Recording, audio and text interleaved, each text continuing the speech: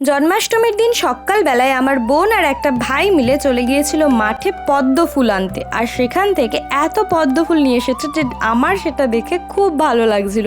তারপর ঠাকুর ঘরে ঢুকে দেখি গোপালকে, রাধারানীকে, সবাইকে মা নতুন জামা কাপড়গুলো পরিয়ে দিয়েছে।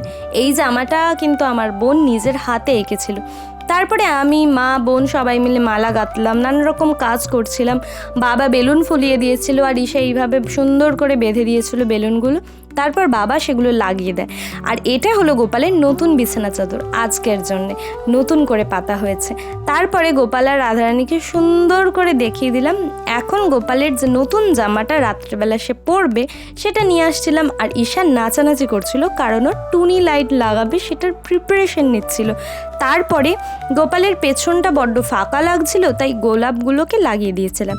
আর তারপর মা গোপালের মালাটা চেঞ্জ করে দিচ্ছিল, কারণ সকাল থেকে গোপাল একই মালা পরেছিল। আর ফাইনালি আমাদের গলিটা থেকে সমস্ত ঘরটা এই রকম লাগছিল। অনেকটা বড় টুনি লাইটের চেন ঈশা পুরো রাউন্ড রাউন্ড করে করে লাগিয়ে দিয়েছিল। আমার খুব ভালো লেগেছে এইভাবে ঘরটা সাজিয়েছিল।